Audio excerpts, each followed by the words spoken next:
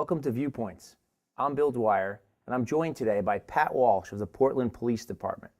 Pat is a nominee for an Outstanding Thesis Award for his thesis entitled A Practitioner's Guide to Trust and Legitimacy. Pat, can you tell me a little about your thesis? Yeah, I've been in law enforcement about 29 years now, and I just was noticing past 10 years people don't trust the police like they used to. And so I had started my thesis on the Occupy movement of 2011, but it kind of morphed into, what are we doing or what could we do to build trust between the community and the police? Because policing in America is voluntary. You have to have cooperating witnesses and cooperating victims, actually. And so without people's cooperation and their trust, we don't get our job done. So that's why I picked this topic. What have you learned through the thesis process? I learned that I don't sleep a lot. So I learned,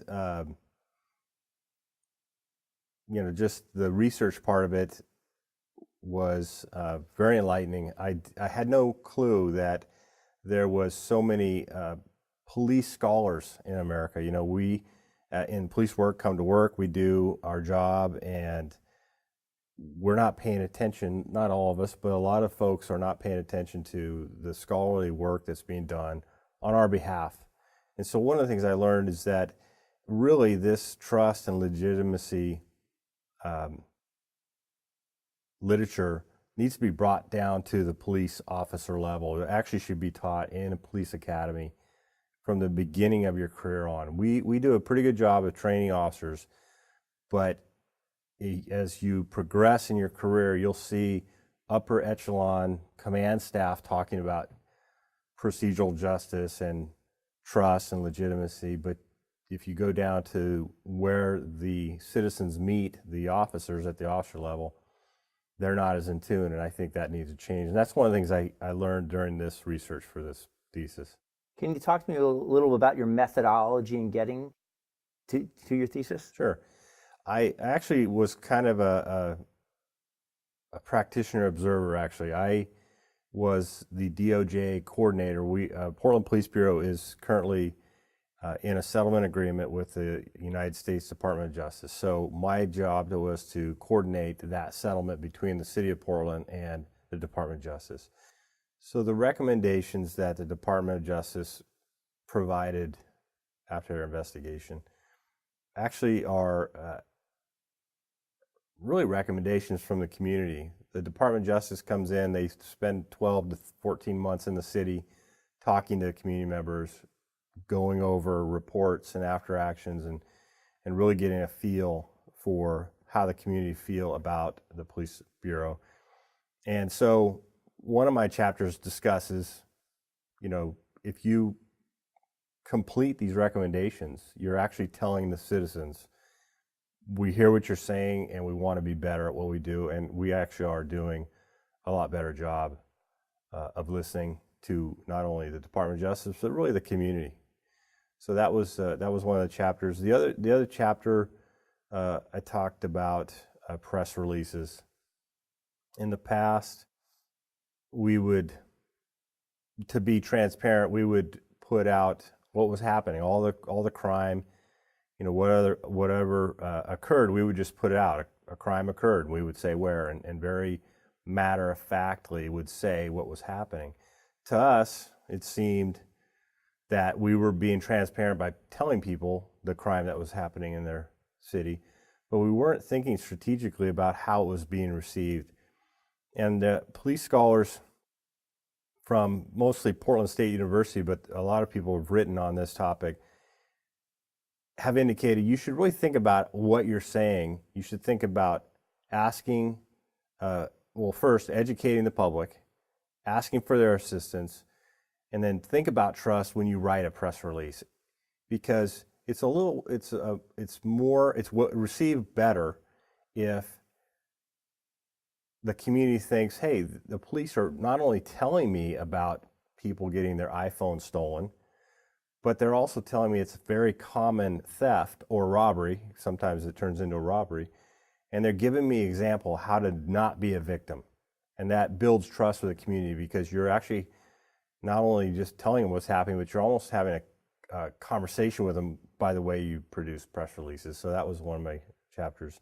And then the last chapter, I talked about, people trust you when you have a relationship.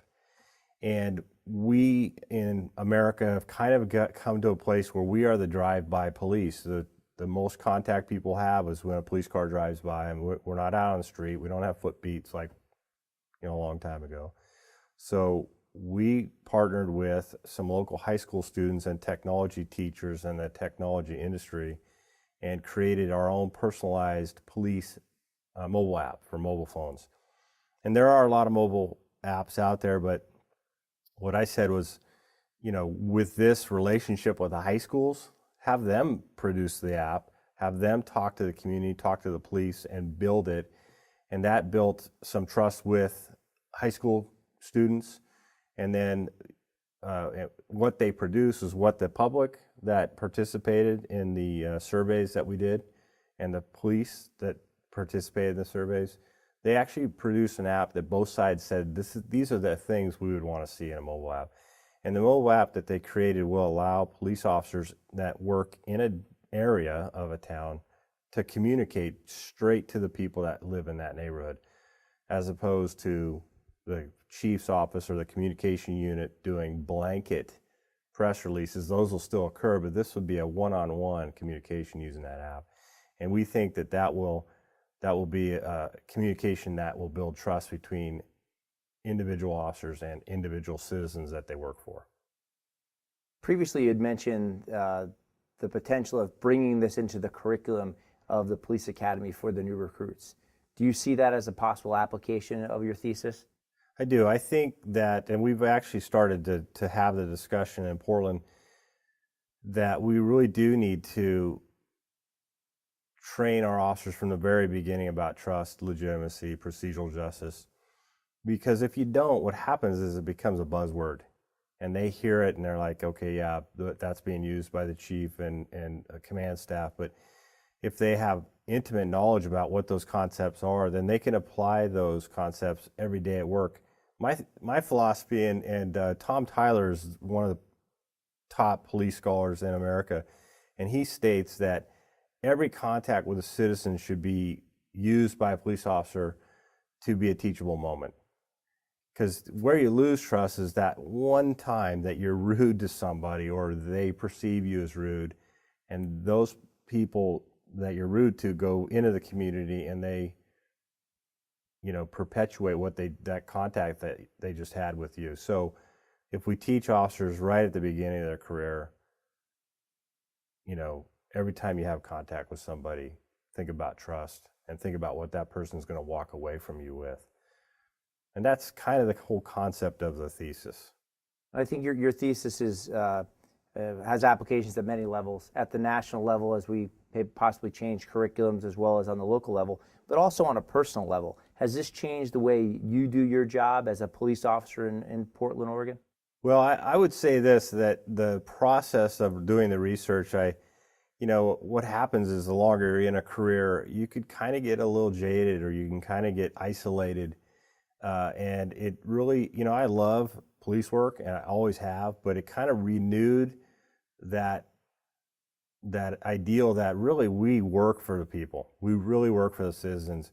Yes, we're close-knit people at work. Officers are very close-knit, but it's nice to remember that we serve the citizens and they actually pay our salary, and we need to treat them as customers.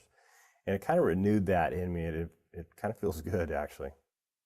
Thank you so much for joining us today. Congratulations on your nomination for Outstanding Thesis. Thanks, Bill.